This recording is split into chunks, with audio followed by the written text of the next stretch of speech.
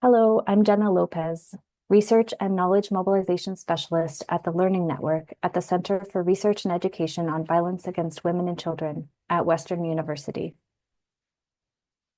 On behalf of the Learning Network and the Knowledge Hub, welcome to today's webinar entitled Workplace Harassment and Violence Against 2S LGBTQIA+ Populations, Microaggressions as a Form of Gender-Based Violence. I'd like to start with a land acknowledgement.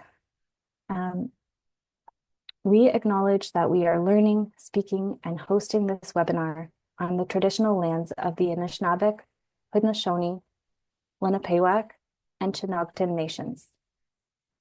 These lands are connected with the London Township and Sombre Treaties of 1796 and the Dish with One Spoon Covenant Wampum.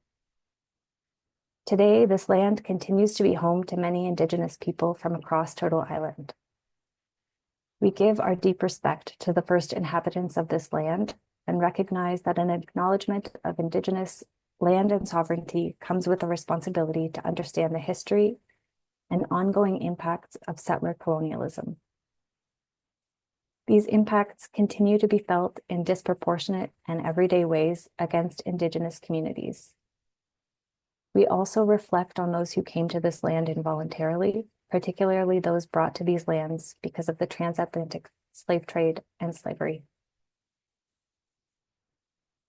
As the Learning Network is focused on mobilizing knowledge to end the spectrum of gender-based violence, we also recognize that today, these nations face disproportionate forms of gender-based violence and a crisis of missing and murdered Indigenous women and girls, and 2S LGBTQIA+ peoples. We recognize the responsibility for our work to be informed of the colonial imprint and harms that shape the experiences of GBV among Indigenous communities. We commit to furthering our work in ways that best uphold solidarity with Indigenous survivors and those supporting them. We are pleased to be joined today by Christine Wildman. Christine Wildman is a queer critical feminist, activist, and academic dedicated to 2S LGBTQIA+ community organizing. They co-founded Workshop Building Safer Spaces, a nonprofit providing education and consultation services to organizations seeking to be more inclusive to 2S LGBTQIA+ populations. Christine holds a PhD in sociology, specializing in identities and social inclusion, with research and teaching focused on 2S LGBTQIA+ rights, intimate partner violence, and service access in small to medium population centers.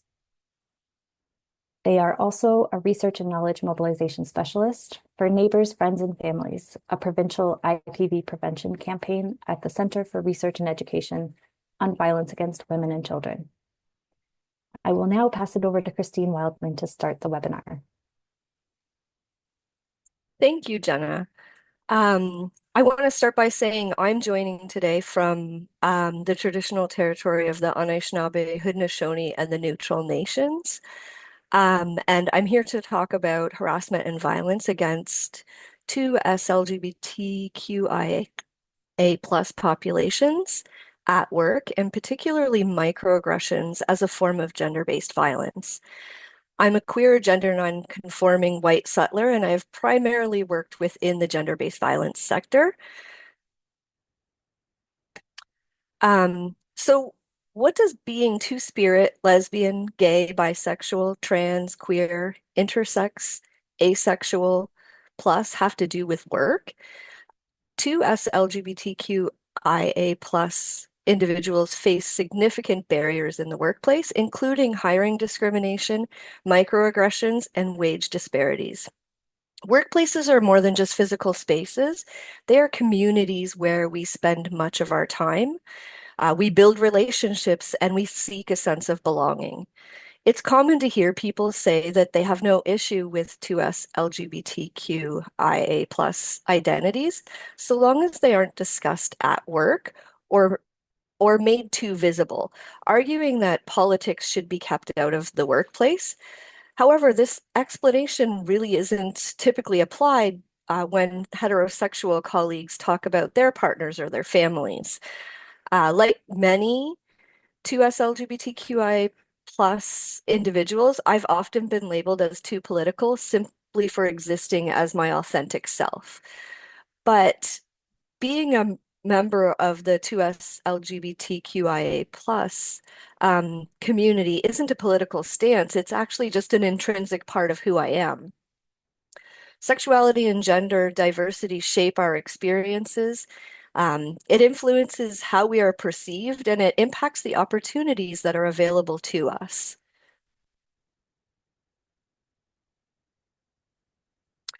So the objectives of this presentation are to help us understand how microaggressions contribute to us LGBTQIA plus individuals' experiences of gender-based violence at work. We'll look at the historical framing of IPV and GBV in Canada and briefly examine the legal frameworks addressing harassment and violence at work. I will define microaggressions as a form of gender-based violence experienced by 2S LGBTQIA plus workers and discuss their impact. We will explore research findings on 2S LGBTQIA plus experiences at work and identify strategies to build relationships and create safer and more inclusive work environments.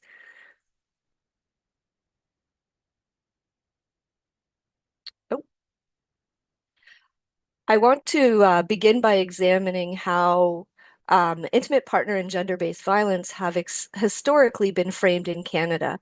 My perspective is shaped by my identity as a queer and gender non-conforming person, and many years of working in the sector, as well as my research and sociological lens, which informs my understanding of structural violence within the IPV and GBV sector. Structural violence against 2S LGBTQIA plus people is not just a social issue, it's a form of gender-based violence, and it's also a form of sorry, it's also embedded deeply within the gender-based violence sector itself. The dominance of a rigid gender binary continues to shape how gender and sexuality or sexually diverse people are included, treated, and recognized in this space. In the 1970s and 80s, feminist activists played a crucial role in bringing attention to domestic violence, but their framing of it as a binary issue depicting the helpless, battered woman and the controlling, abusive man deeply influenced public perceptions and response strategies. And while this approach provided really essential support for many survivors, it also excluded those who did not fit the colonial cisgender heterosexual archetype.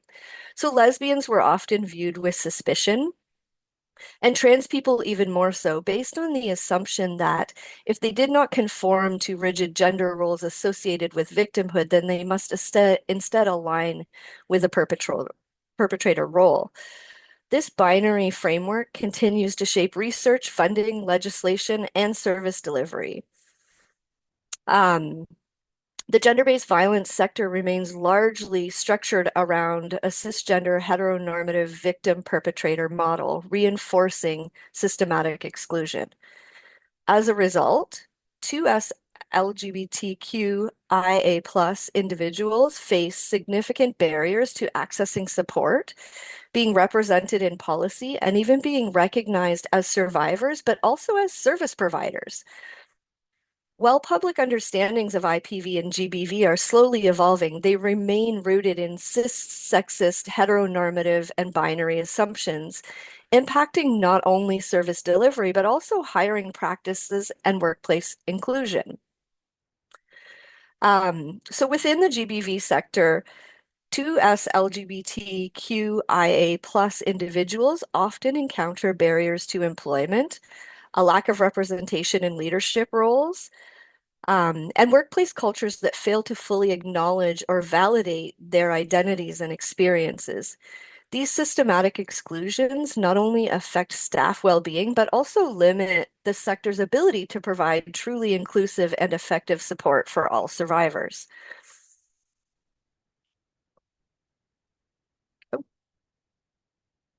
Um, so while systematic exclusion continues, we do have workplace protections under the law. Provinces and territories in Canada have occupational health and safety acts aimed at keeping us safe at work. And not all occupational health and safety acts in Canadian provinces and territories specifically mention gender-based violence, but most include provisions on workplace violence, harassment, psychological safety,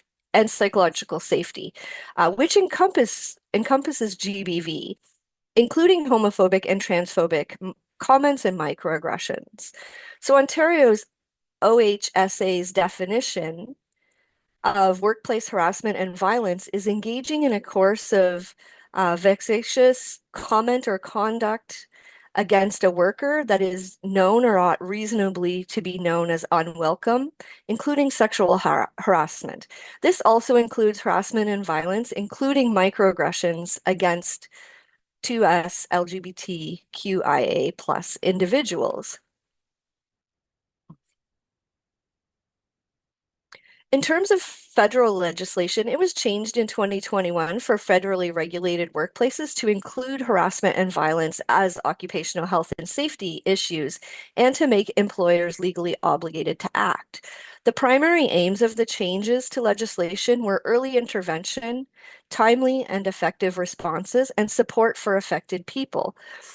The federal government's definition of harassment and violence is any action, conduct, or comment, including of a sexual nature, that can be reasonably expected to cause offense, humiliation, or other physical or psychological injury or illness to an employee, including any prescribed action, conduct, or comment. This means that homophobia and transphobia and other forms of 2S LGBTQIA plus discrimination are considered harassment and violence at work.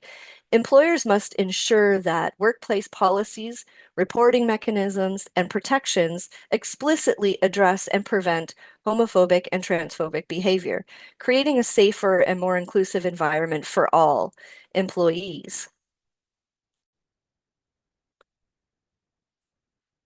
So in 2022, the International Labor Organization released a guide titled Inclusion of Lesbian, Gay, Bisexual, Transgender, Intersex, and Queer Persons in the World of Work, which highlights the widespread discrimination, exclusion, violence, and harassment faced by these communities across various sectors. And then in 2020 and 2021, the federal government conducted a 2S LGBTQI plus action plan survey, which is sort of the largest one that has happened in Canada, so it's pretty exciting. And 25,636 2S LGBTQI people living in Canada responded, sharing their experiences, including with employment. And so results showed that 37% of respondents felt that sharing information about their sexual orientation would reduce their chances of being hired in a non-2S LGBTQIA plus workplace. In relation to gender identity, 43% felt that sharing information would reduce their chances of being hired in a non-2S LGBTQIA plus establishment. 47% of respondents felt that sharing information would reduce their chances of being hired for Two-Spirit folks, and transgender women were the most likely to believe that sharing information about their gender identity would reduce their chances of being hired.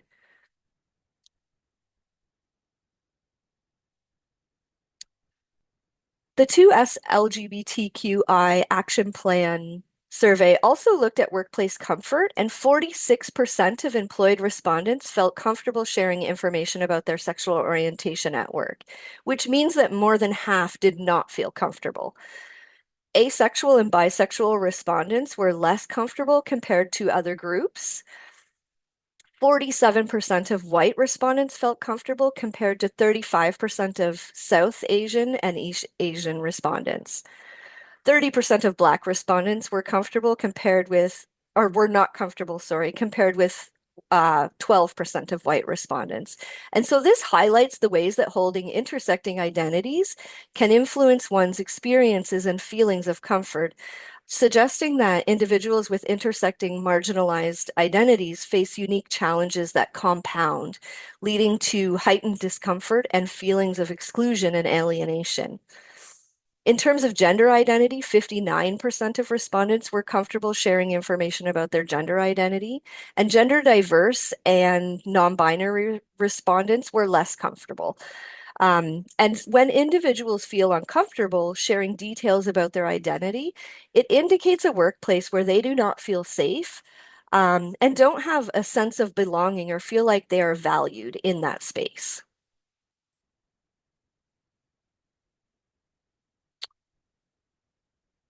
In the 2SLGBTQI action plan survey, 26% of respondents experienced harassment at work due to their sexual orientation.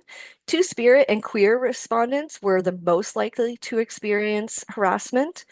36% of respondents from racialized other groups experienced harassment, followed by Indigenous and Black respondents. And just a side note, racialized other groups is a category that the federal government used to combine three separate survey populations: Asian other, Black other, and racialized person other, to ensure enough responses for reporting. Those with disabilities are also more likely to experience harassment than those without, and 22% of respondents experienced harassment at work due to their gender identity. 47% of trans men and 45% of trans women experienced harassment at work. 32% of respondents from racialized other groups experienced harassment based on their gender identity, followed by Black, Indigenous, white, and racialized respondents. Common forms of harassment based on sexual orientation or gender identity included microaggressions, verbal slurs, and sexual harassment. Common reasons for not reporting included fear of not being taken seriously, fear of reprisal, and addressing the issues informally. So constantly dealing with microaggressions can lead to psychological stress through increased stress, anxiety, and depression. Feeling undervalued or discriminated against can lead to lower job satisfaction and cause a lack of motivation. The emotional toll of dealing with discrimination can decrease a worker's productivity and engagement at work. And workers who experience frequent microaggressions or feel unsupported may choose to leave their jobs, which then leads to higher turnover rates. All of this was found in the action plan survey. I want to focus in on microaggressions because they are the most experienced type of harm in the workplace, with 92% of respondents in the 2SLGBTQI action plan survey reporting experiencing them. Microaggressions are subtle and often unintentional actions or comments that reinforce stereotypes and perpetuate discrimination against marginalized groups.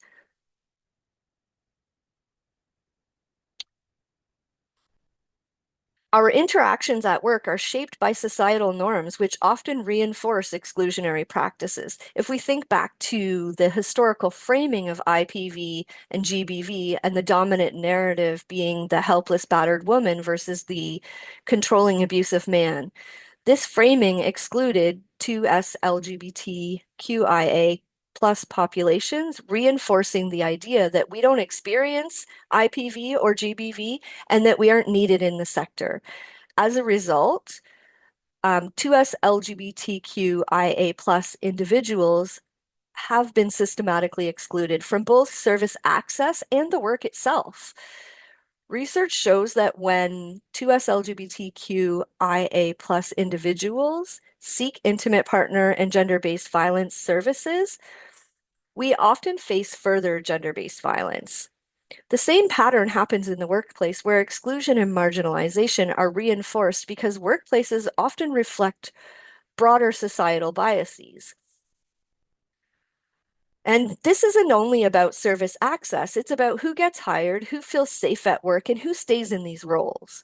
Microaggressions are a subtle yet harmful form of harassment. They create hostile, exclusionary work environments, causing 2SLGBTQIA plus workers to feel uncomfortable and unseen. The impacts of repeated microaggressions include emotional distress, lower job satisfaction, decreased productivity, and higher turnover rates. And the root causes of exclusion and microaggressions are cisnormativity, which is the assumption that being cisgender is the norm. And being cisgender means identifying as the gender that you were assigned at birth. And so this would be denying the existence of and excluding trans and non-binary and gender diverse people. And heteronormativity, which is the assumption that heterosexuality is the default, marginalizing diverse sexual orientations. This manifests in workplaces through language like assuming pronouns and gendered greetings, representation or lack thereof in leadership, staff, and policies, expectations around gender roles and workplace norms, and in policies and institutional practices in terms of who gets hired, promoted, or protected in the workplace. It also often shows up in ways that are performative, for example, by having inclusive policies but not doing the work it takes to be inclusive. Cisnormative and heterosexist climates reinforce systematic exclusion of 2SLGBTQIA plus workers. And if left unaddressed, this leads to unsafe and inequitable work environments.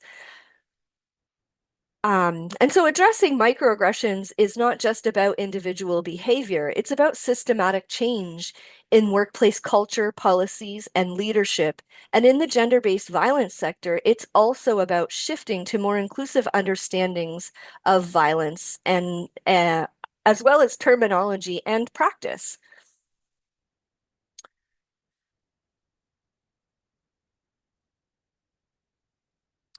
In the context of gender and sexuality, microaggressions can take many forms, and research has shown that there are often 7 variations of universally experienced 2SLGBTQIA plus microaggressions.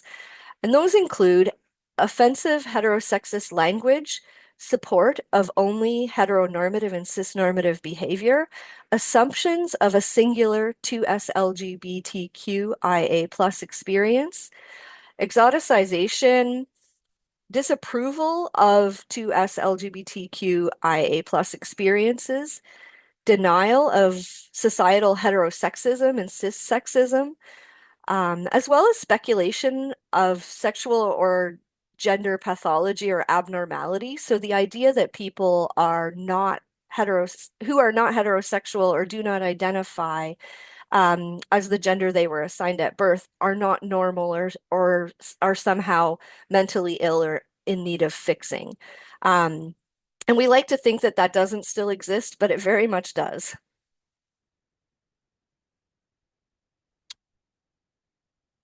So common to SLGBTQIA plus microaggressions at work include assumptions about gender identity rather than asking how someone identifies, invalidating or dismissing someone's identity, dismissing experiences of discrimination, with comments like that doesn't happen here or you're being too sensitive, claiming everyone's a little gay or labels don't matter, which invalidates lived experiences, leaving 2SLGBTQIA plus topics out of diversity and inclusion initiatives, or leaving out intersecting identities that often compound harmful experiences.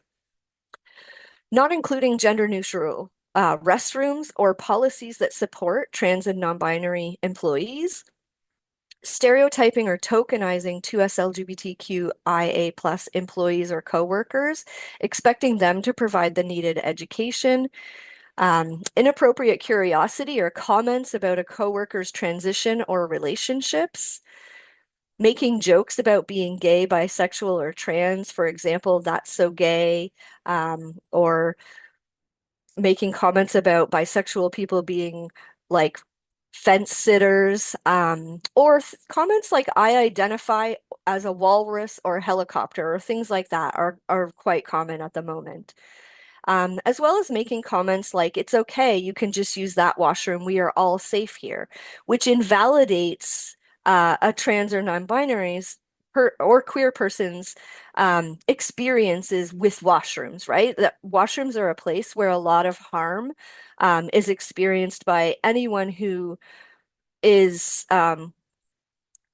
identifying outside of binary gender norms. Asking questions like who's the man in your relationship is also quite common, as well as misgendering without correction.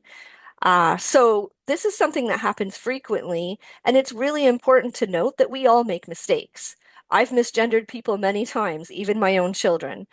It takes practice, and the best way to handle a situation like this is to correct yourself and move on, not making a big deal about it, which would then make it about you, but simply correcting yourself and moving on.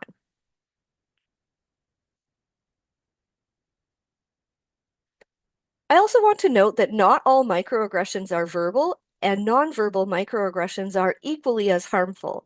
So some examples include exclusionary body language, like non-verbally signaling someone is not welcome, facial expressions of disapproval, or invasive staring, judgment, or discomfort with someone's appearance, their gender expression, their relation, or their relationships. Ignoring or dismissing contributions from 2SLGBTQIA plus staff, purposefully or maybe even not purposefully stepping back from or recoiling when in the when a 2SLGBTQIA plus person enters your space. Silent resistance is very common through projecting an unwillingness to try to be inclusive or to use inclusive language. Not representing 2S LGBTQIA plus populations in workplace and community facing materials or spaces is also common. And although these types of microaggressions are nonverbal, 2S LGBTQIA plus individuals can still perceive and feel their impact.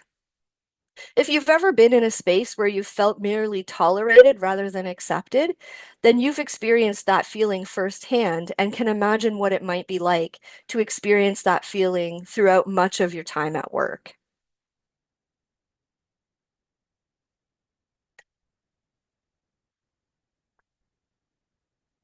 Um, an activity when I'm in person that I often do is microaggression Jenga, but we're going to imagine it instead. So imagine microaggressions as a game of Jenga. Not every block you remove represents a microaggression, and not every microaggression causes the tower to collapse. But over time, as more blocks are taken away, the structure becomes weaker and more unstable. Each microaggression, whether intentional or not, adds to the strain, making it harder to stay balanced. Eventually, the weight of these repeated experiences can cause everything to come crashing down. It's not just about experiences within a person's current workplace, because trauma accumulates over time. And so when I conduct trainings, I often use the analogy of a trauma backpack where um, everywhere I go, I carry the weight of Canada's long history of structural violence against 2S LGBTQIA plus populations and of my own past experiences, negative encounters with employers, coworkers, doctors, service providers, family members, and even strangers on the street, all shaped by how my identity has been perceived and treated. I might enter a new space and be greeted by someone who seems friendly, but they might make an assumption about my identity. Um, and if I correct them, maybe they take a subtle step back And this may not intend to cause harm, but in that moment, my trauma backpack opens up and all those past experiences come rushing to the surface. That one small microaggression may not affect me one day, but on another, it could send me spiraling. The point is that 2S LGBTQIA plus people carry the accumulated weight of identity-based trauma. And these experiences are often reinforced in spaces that operate within heteronormative and cisnormative frameworks, which are most spaces, to be honest. A single interaction isn't just about that moment. It can be about everything that happened before that as well, right? For me, this reality has never felt more real than it does right now because 2S LGBTQIA plus communities have been under attack for the last few years. In the past year alone, I've been called homophobic and transphobic slurs or a pedophile and a groomer more times than I care to count, simply because of my identity. Sometimes it happens at protest, but other times it happens in everyday moments, at the grocery store, walking down the street, or even on my way to teach a class. Like many other 2S LGBTQIA plus individuals, my trauma isn't buried deep. It's right at the surface right now. Each new encounter isn't just an isolated incident, it's a reminder of the constant hostility we face, reinforcing the weight of those past experiences.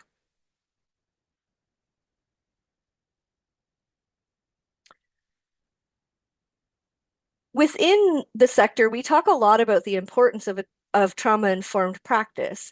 And from a trauma-informed perspective, including 2S LGBTQIA plus experiences in conversations and work related to IPV and GBV enhances rather than diminishes our understandings of them. We can recognize that violence is deeply gendered, with cisgender men being the primary perpetrators. We can also recognize that men can experience violence. However, women, 2S LGBTQIA+, including trans and non-binary individuals, face the highest risks. Intersectionality also matters, as those with intersecting identities, such as Indigenous, racialized, and disabled individuals, experience the highest risks, and especially when it comes to extreme forms of violence. And so, by broadening our understanding, we can ensure more inclusive and effective services and workplaces within the sector.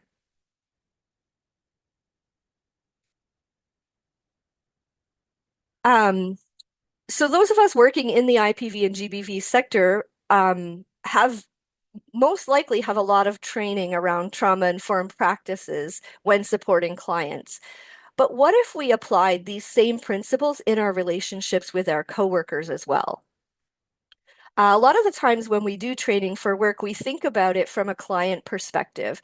And much of the trainings that we take at work can apply in our everyday lives to our coworkers, to our family, to our friends, and how we engage with community.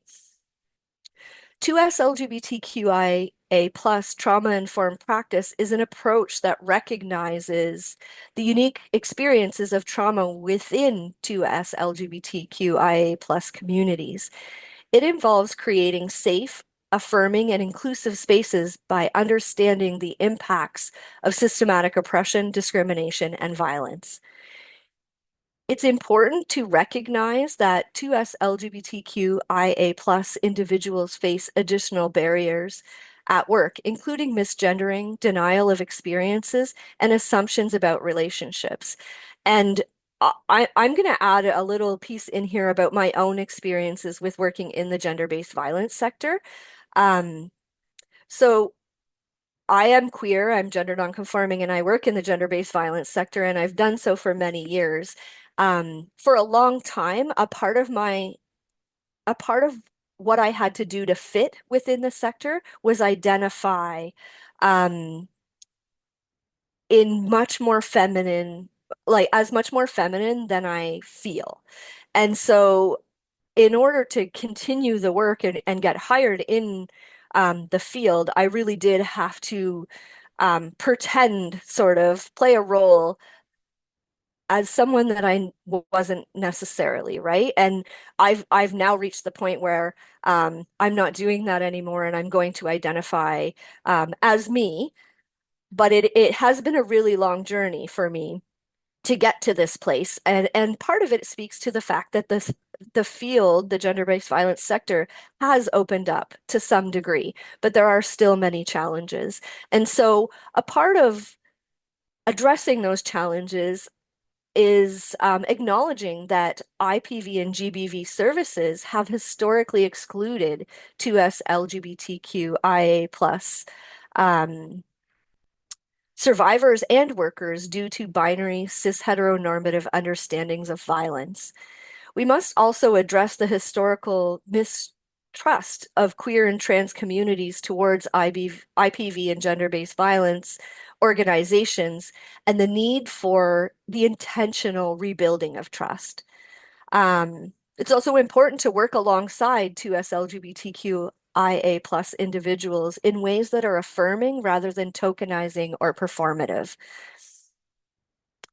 A 2S LGBTQIA plus trauma-informed approach integrates cultural awareness, intersectionality, and centers 2S LGBTQIA plus voices, ensuring that policies, practices, and workplace cultures are responsive to diverse identities and lived experiences, not just on paper, but in practice.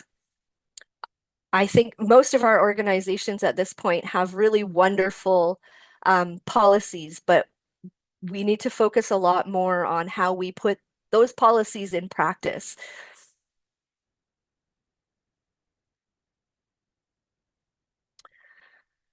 So strengthening principles of trauma-informed 2S LGBTQIA plus allyship at work involves ensuring that 2S LGBTQIA plus employees feel emotionally, psychologically, and physically safe at work.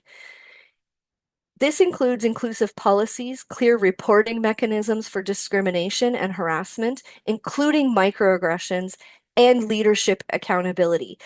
And so what that means is also staff and whoever the designated recipient of harm, whether it's HR or someone else in your organization, should understand um, microaggressions as harassment, and be able to recognize those, because most often what queer and trans people hear when they do come forward and make a complaint about microaggressions they're experiencing is, oh, that was nothing. It was just a mistake, or it was just a off the cuff comment, and it's not really meant to be harmful. It doesn't matter if it was meant to be harmful, right? The intent um is not what's important in this moment. It's how do we handle this situation and validate a person's experiences rather than diminishing them. Trust and transparency is about fostering open communication, confidentiality, and equitable workplace policies, ensuring anti-discrimination policies are consistently enforced and maintain transparency in promotions, pay structures, and HR processes for 2S LGBTQIA plus staff.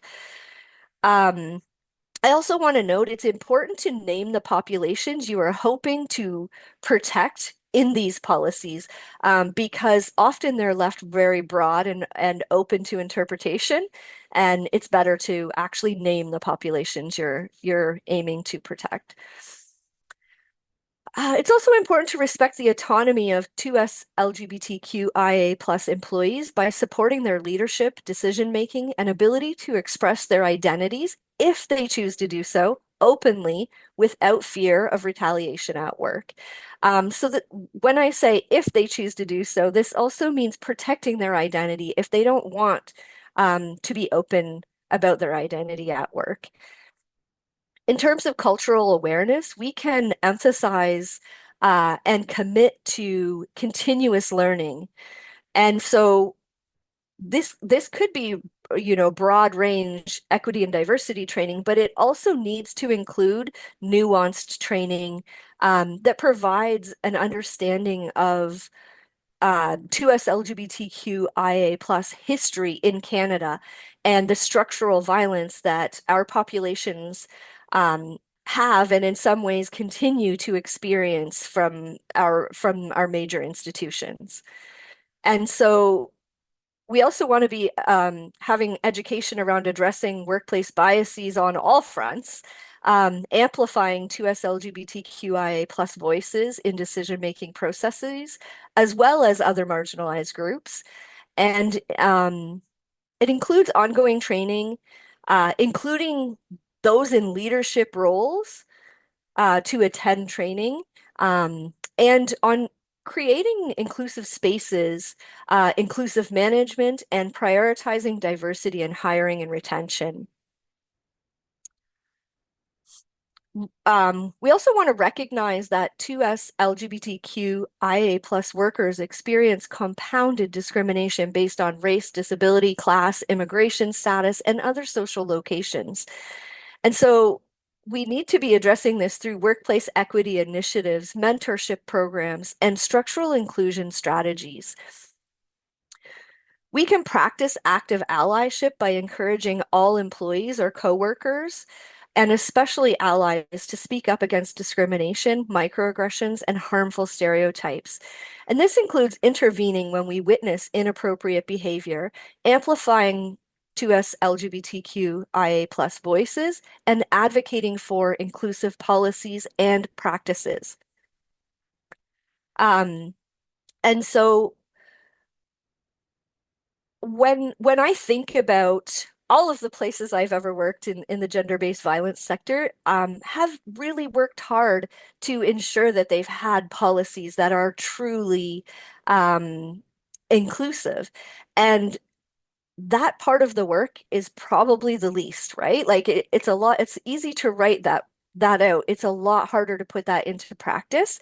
And we are currently in a political climate where we're seeing people feel more able and open to express their homophobia and transphobia, including in the workplace. And so the sense that I have currently from folks that I'm talking to who are working in various sectors is that things are going to get worse. And so I think we had a pretty good 10-year run prior to the last 3 years, and then things have shifted. And generally, there's a lot less acceptance. And so we want to sort of move into a gender-based violence sector that is accepting and that can help to provide the public education needed around 2S LGBTQIA plus inclusion.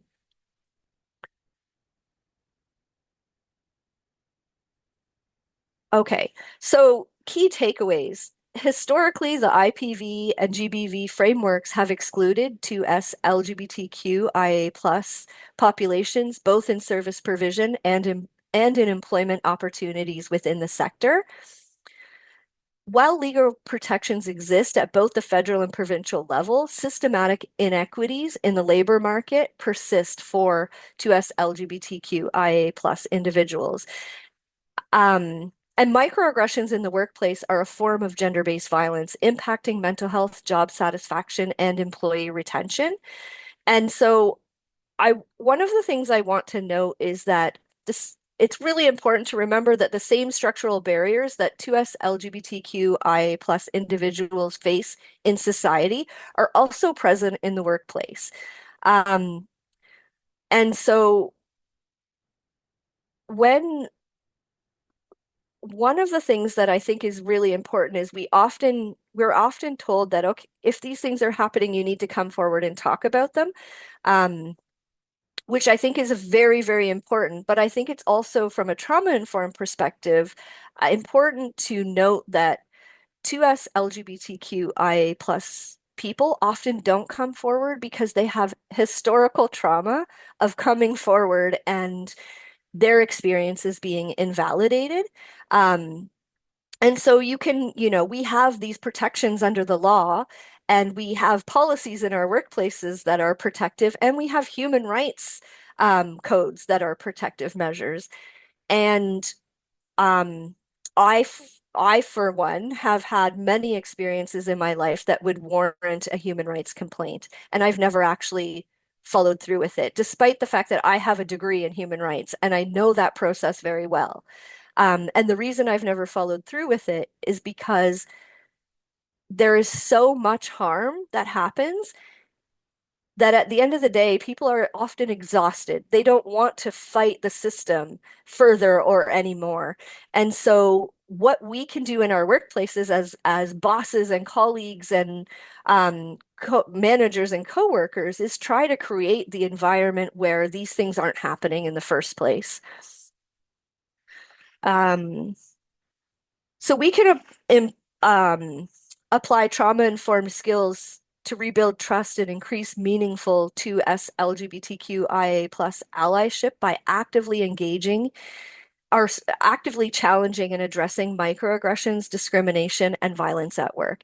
And so I'm not an advocate of like big major call outs. I think I would never be advocating for people to be like centering people out. But I think there are moments where you have an opportunity to pull somebody aside and say, that that didn't sound good. Like what were you meaning by that? And just checking in and seeing, because sometimes they might not be meaning anything and might not be aware of the behavior they're doing. Um, but if you help them notice it, they can work to change it.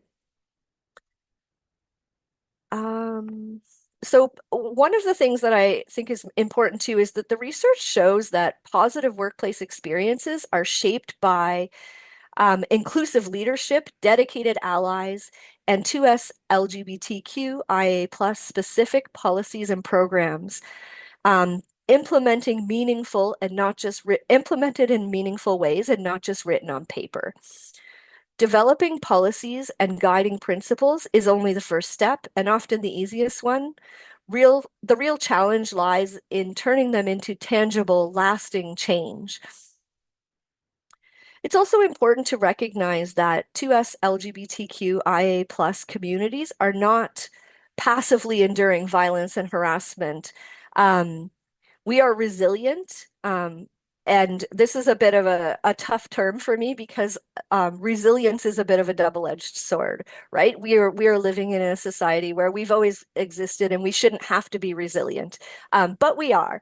And while this sort of resilience framework highlights our strength, it can often be also be harmful when it's used to normalize adversity, shifting the responsibility onto us to endure rather than addressing the systems that perpetuate harm in the first place.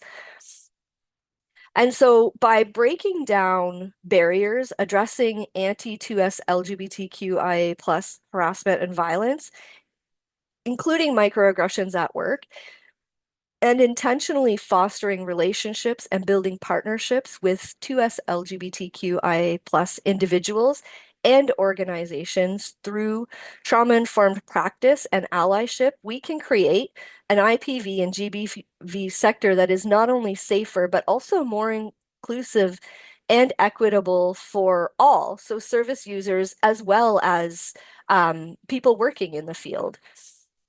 And so um, I think I've been sort of doing education around these topics for well over a decade, probably nearly 15 years. And some of the challenges that I've come up against have been like the argument that or the belief that if we talk about gender-based violence in a broader way, then we lose track of the fact that violence is gendered. And as I noted earlier, we are still able to do that work. It just creates a little bit more of an explanation. And in my own research, I talked to many people who experience violence and in terms of their service access. And what I know is that they don't access services because they don't see themselves represented in them. And so I really want to highlight the importance of representation, not just in employees, but also in your materials and in your spaces. Like that is a big takeaway for me. I've trained many organizations over the years, and I've definitely noticed when LGBTQ inclusion has become less of a priority. So, for example, initially when organizations do training, they often they put up visual representations of queer and trans identities. And that's really amazing in terms of helping people feel like our populations are thought about at least. Um, and then I've gone back a few years later, and all of those materials are gone. And so that becomes challenging because we've done the work, but um, what made that less of a priority all of a sudden? And queer and trans people notice if we are represented in a space, we notice it. I will never enter a space and not notice if there's a flag that represents my populations. And it doesn't tell me that that space is safe, but it tells me that we're at least thought about, and that's really important. Okay, I think that is all that I have.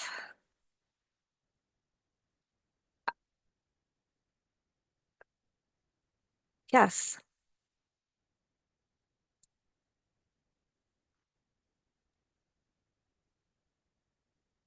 Thank you so much, Christine. Thanks for your important and very informative presentation. It's been great. And questions have been coming in from participants. So we'd love to move right into the Q&A. And my colleague Sabri will be joining me to share questions with you. Yes, thank you, Jenna. So the first question that we received in the audience is about what are the steps that needs to be taken when there is discriminations, and what strategies what are the strategies that we can use to navigate and address discriminations in the workplaces. But let me ask the question. What is the first step an employee should take when they feel uncomfortable or experience discrimination in the workplace? And if you can also comment on what strategy can be used to navigate and address. Yeah. So if you are someone who feels unsafe in your workplace and you're LGBTQIA plus, I think it's really important to find somebody that feels safe to you to talk to first, because that person may not be the HR person or your boss, or like find someone who is an ally. Um, and if that person doesn't exist in your workplace, talk to a friend in the community before you bring forward a complaint, especially if you're feeling like your work may not be supportive. And the reason I say this is because in my research as in 2017, people were still experiencing getting fired from their jobs for being queer or trans.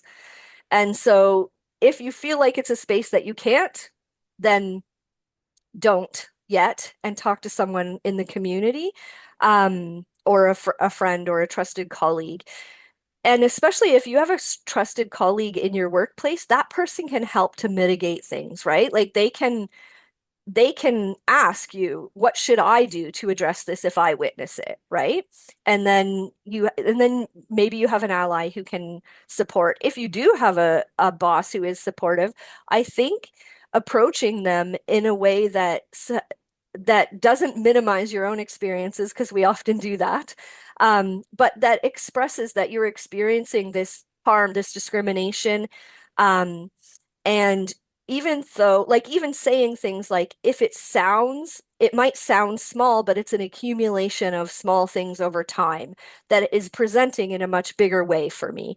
And being honest about it, but also going in with the knowledge that microaggressions are harassment and that workplace harassment is not okay. Thank you, Christian. Thank you. I'll share another question. One audience member shared that biphobia and biphobic comments in the workplace are common, but sometimes feel forgotten. And that part of biphobia is the constant erasure of bisexuality and the unique issues faced by bi plus individuals. Can you comment on the unique ways that microaggressions against bisexual individuals might show up in the workplace? Yes, so a lot of folks who are bisexual hear things like you just don't know what you want, you're confused, you're a fence sitter, you're you're playing both fields. And they're bisexual folks are also at a greater risk, right? Because they're experiencing harm from heterosexual community and often queer communities. And so their the challenge becomes that, like, who do they connect with? Who are they experiencing allyship from?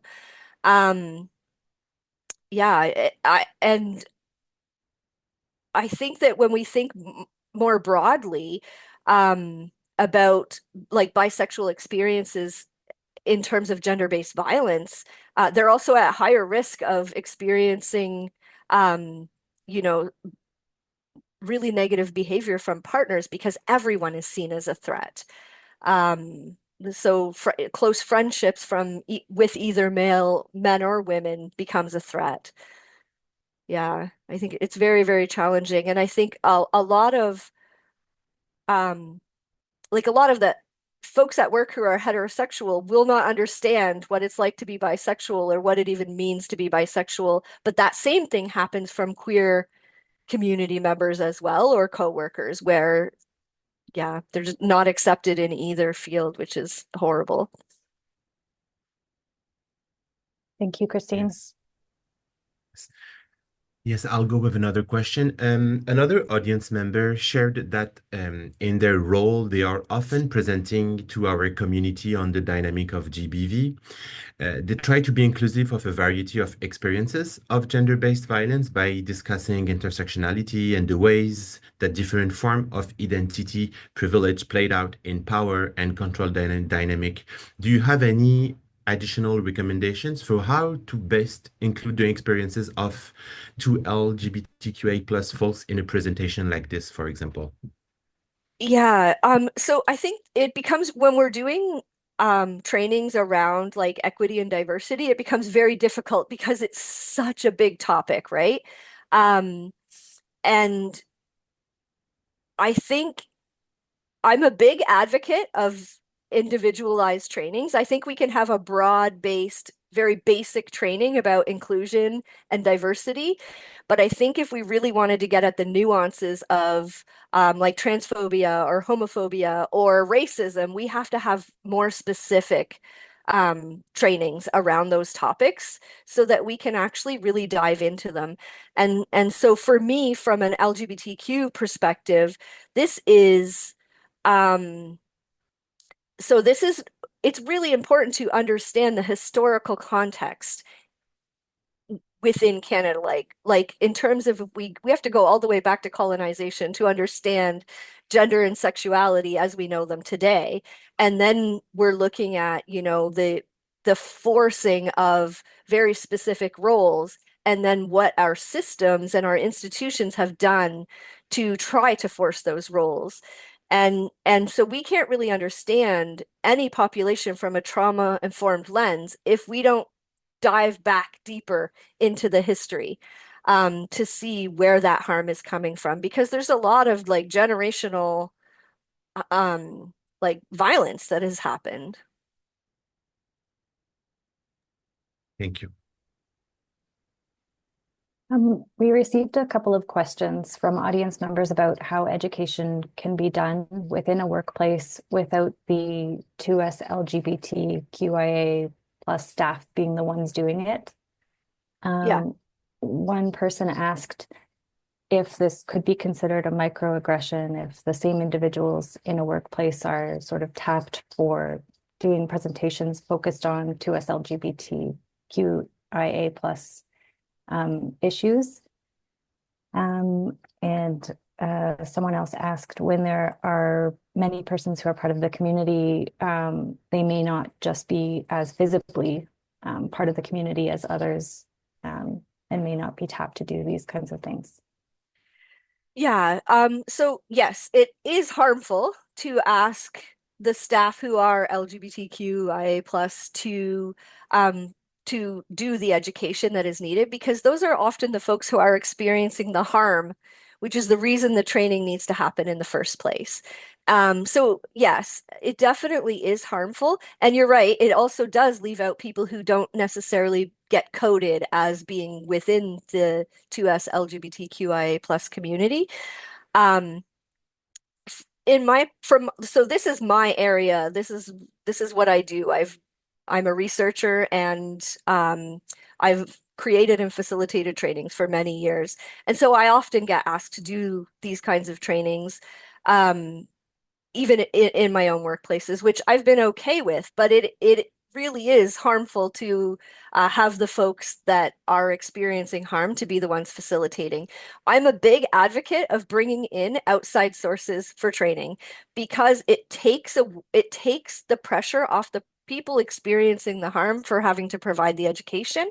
And that little bit of removal from the organization, I think, allows for um, all of the people involved, like everyone in the workplace, to hear the information in a different way. Um, and so I'm also a big advocate for paying for training. Like in situations where you're hiring or you want marginalized folks to come in and do training, you should be paying them for their expertise and work. And it should, in terms of like 2S LGBTQIA plus training, the facilitators should be at least one of the facilitators always should be a queer or trans person. Thank you, Christine. Thank you, Christine. We received a question in French, so I'm gonna say it in French. I hope the interpretation button is on. Quelles sont les meilleures pratiques pour What être des are alliés dans some le best milieu de practices travail to en lien be avec an les ally personnes? in the Vous workplace avez with respect to your presentation? This participant wants to know a little bit more on best practices in terms of being an ally in a work environment.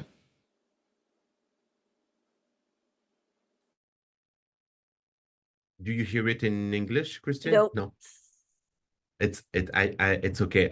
I think I will say it in English. Okay, thank you. Yeah. What are the best practices to become or to be an ally in workplace environment? Yeah, so education, first and foremost. So not asking for your colleagues at work to provide that education to you, but looking for that education independently. Um, and so there's lots of resources out there. Google could be your best friend sometimes. So making sure that you're educated, but also talking to the person that um, you're trying to be an ally to. So it's good to ask them, I noticed that, this person is referring to you as the wrong pronoun. Would you like me to correct that? Like, would you like me to talk to them and say, they identify in this way. Can you please use this pronoun? Or just being the person that is open and friendly and not showing signs of fear, and um being able to challenge in gentle ways harms that they see, because there is nothing worse than being the marginalized person in the room who then also has to speak up when harm is being caused. So being an ally is really, really important. But being an ally means doing a lot of listening and a lot of educating yourself around how to be an ally, because it's how a coworker might want to experience having an ally will be different for different people. And so just having that open communication is really important.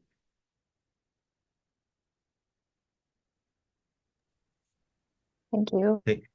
Thank you, Christian. I just have another questions very related to your answer from one of our participants. Do you have ideas of how education can be done to a workplace as a whole without the queer gender diverse staff being the one doing it? The emotional labor is not ours to do, and it's not our job to educate others.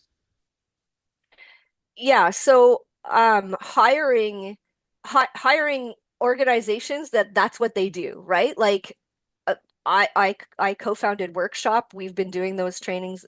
We've only been around as an organization for about 3 years, but we've been doing those trainings for almost 15. And so those trainings are created by collectively by queer and trans people from various sectors, so including gender-based violence, disability, a bunch of other sectors. And so it costs money to bring training in, so it's paying for it, which I think is a part of accountability in terms of workplaces, right? So um, it also means not just sending staff into a training, but all levels of employees and managers and executive directors. And it often, depending on the space that you're in, it includes maintenance staff even, right? Just ensuring that everybody has the education, because what I often hear from workplaces is that you've come in and you've done this training for our staff 3 times now, but we can't get our management on board, or we can't get our board of directors on board. Well, that means that everybody needs training then, right? Like some of the organizations I work with, we train their board once a year, and then we train their management, and then we train their employees, so that we're ensuring that everyone is on the same page. I want to add another point because I just saw something in the chat about there being so much misinformation online, and that is an excellent point. Yes. And so one of the things I would say is look for trainings. So Rainbow Health Ontario sometimes does free online trainings. IGEL sometimes does free online trainings. Um, my organization that I work with, Workshop, we sometimes do free online trainings. And so it could be reaching out to those organizations and asking, when is the next time you have a free training that's virtual, that's about whatever topic you're looking to learn more about, whether it's like a general training or specific to queer or trans identities. Thank you, Kristen. I'll pass it to Jenna. Thanks. I'm going to ask another semi-related question about how do you recommend that staff members bring up the desire to have 2SLGBTQIA plus training in the workplace? What if the workplace needs to be convinced that it's important, quote unquote? Yes, that's a good question. I think this becomes the challenge because a lot of organizations don't necessarily think that they need training until they've had an issue, where like a formal complaint has been made, and then they're having a reaction rather than actually, doing the preventative work. And so I think pitching the idea as it being preventative, like violence prevention work, is really important. And it depends on your organization or your sector that you're in. I think some sectors are more able to hear that we should have this training and why it's important.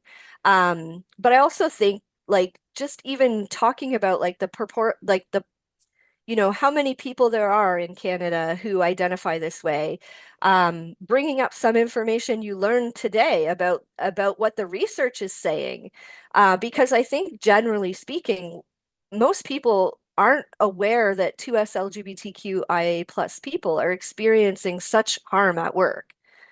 And our workplaces often are doing trainings around, particularly around sexual violence, but that's a topic that has been around, and we people working in this field have been pushing and pushing and pushing for this type of training for many years.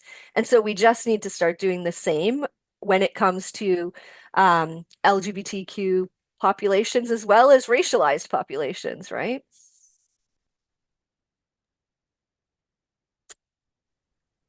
Thank you, Christine. There's another question around the use of pronouns. One participant shared that recently they have come to understand that encouraging sharing pronouns should be only an invitation in the interest of trans, non-binary, and genderqueer people's choice and comfort to do so in each context. They are curious about your thoughts on that. And just to give you a little context, they facilitate workshop online. So sorry, they're saying that They you, they came to understand that encouraging sharing pronoun should only be an invitation in the interest of trans, non-binary, and queer people's choice and comfort to do so in each context. And they are curious about your thought on that it should be only an invitation. right. And I think this is a very, very tricky topic, right? So, for me personally, for a while, I struggled with sharing pronouns because I worked in the gender-based violence sector for many years and was trying to sort of fit the feminine role. And so I almost had a panic attack every time I shared pronouns because I wasn't sure, like, should I say I identify as they, them? Should I say I identify as she, her, or maybe she's they? I was like really struggling with it. And so I understand that sort of fear that can come along with it. But also people can identify however they choose in that time, like in that space, right? And we really need to normalize the fact that people will use different pronouns in different spaces, depending on their level of safety. Um, and I don't know that so for most of the work that I have done, we've been like some people have their pronouns shared in their like name, some people don't. And I don't know that anyone's ever questioned it. Where I've seen pronouns or the use of pronouns in meetings be like beneficial are when people in the gender-based violence sector have been learning about them. And so they felt uncomfortable and sort of forced into um identifying gender pronouns, even though they identify as the gender they were assigned at birth. And it was like for I'm thinking of one particular group, and for them, it was really uncomfortable at first. It wasn't forcing anyone to be out, and they didn't have to share. So I think it's important to say, you don't have to share. No one has to share if they're uncomfortable, but we also have to acknowledge that sometimes people who are cisgender um, will not share because they're not comfortable doing so. And so, there's positives and negatives to both. Thank you, Christine. Merci. Thank you. One audience member asked, do you have any advice for trans women facing trans misogyny in queer feminist spaces? Ooh. Yeah. That's a really tough one because this is a huge problem. I'm sure this is why you're asking this question. I think it's finding your people, finding your allies and finding your people and um surrounding yourself with people who are accepting and welcoming, um, despite the fact that there are a large portion of like feminist spaces that are not inclusive.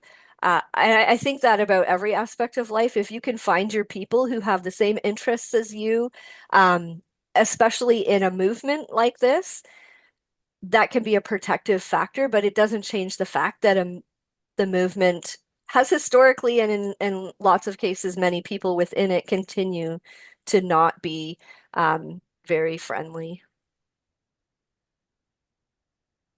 Thank you. There is another question here, Christine, about a student.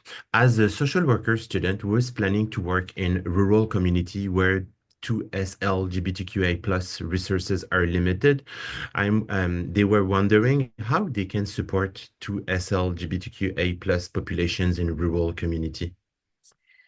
Yeah, that's a great question. So I think it's in being an ally in so many ways. There's, in rural communities, people are at much higher risk of, isolation and gender-based violence.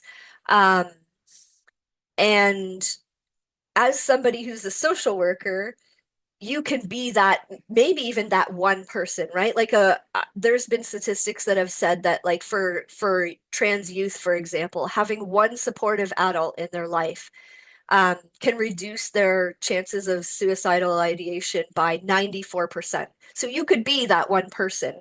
And in terms of resources, I think it's like making sure that you have as much education as possible and that you seek out and are aware of whatever might be happening in that rural community, because there are pockets of queer and trans people everywhere, including in rural communities.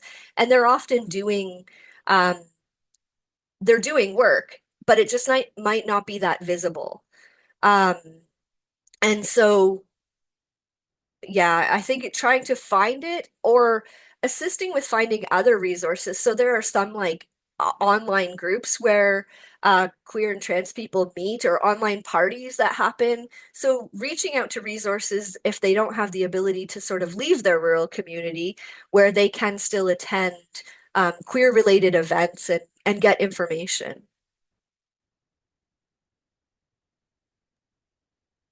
Thank you. It's very helpful.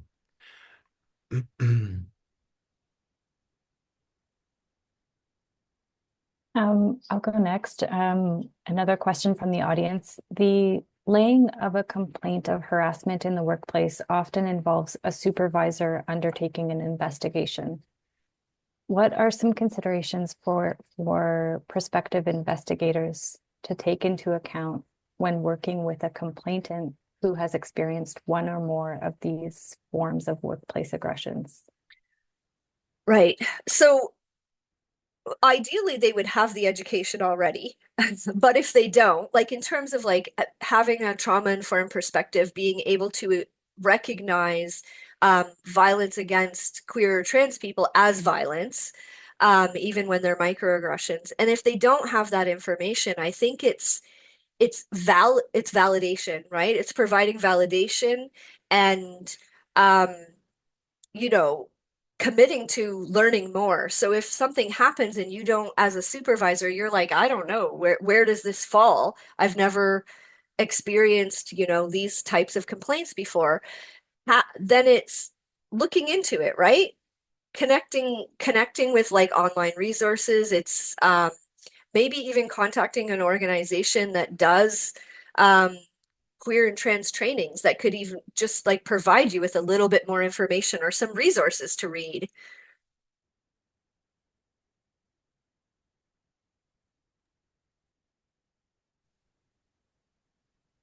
Thank you, Christine. And it's a question that is similar, but I think it's worth asking it.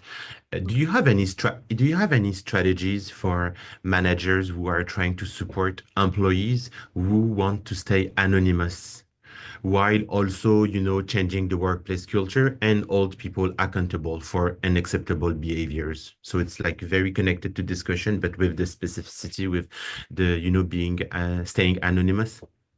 Right, yes. So I guess the approach in a situation like that could be, as a supervisor, pushing for further education in your workplace. Um, and you know, per while continuing to support that person.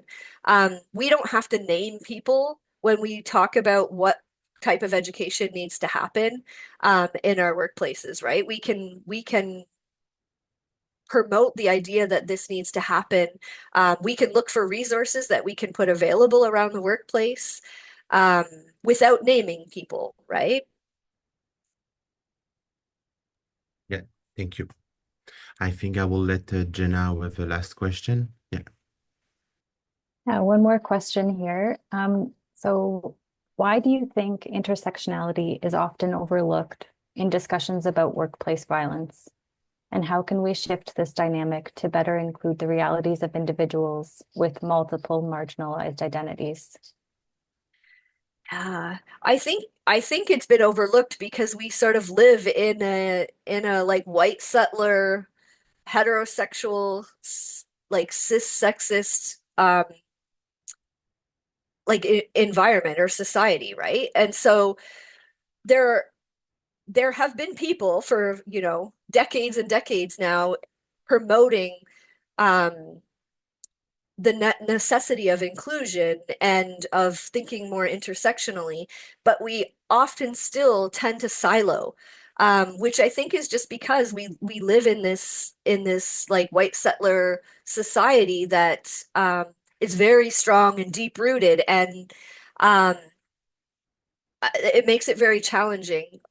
And oftentimes, as I mentioned before, workplaces don't really engage in education until they're reacting to something. And so we need to move away from that and get to a point where we're thinking about intersectionality, we're thinking about um, violence, and we're providing the adequate education, because the people who are hearing complaints need to be able to understand intersectionality, to understand the type of violence and why it might be happening, not just in the workplace, but like in general, right? Like how we experience society. I as an example, I had a meeting with somebody last week who um, was in charge of a very um, a potential protest that was going to be quite harmful. And when I spoke with him about my concerns, his response to me was, well, I don't know what you're talking about. It's not my job to understand the current political climate. And I was like, whoa, as someone who's in charge of whether or not violence might happen here, it is your job to understand the current political climate and the ways that, anti-immigration sentiment might come up, the ways that 2SLGBTQIA plus hate might come up. And so that's intersectionality. And so we really do need to really promote within our organizations the idea that we can't do any of this work without thinking more intersectionally. Thank you so much, Christine. This is all the time we have for today. Thank you for your presentation, and also thank you for taking so much time to answer questions from the audience. Thank you. Thank you also to all of the interpreters today, Christy, Vanessa, Peter, and Cian. Thanks for joining, everyone. Thank you, Christine. Thank you.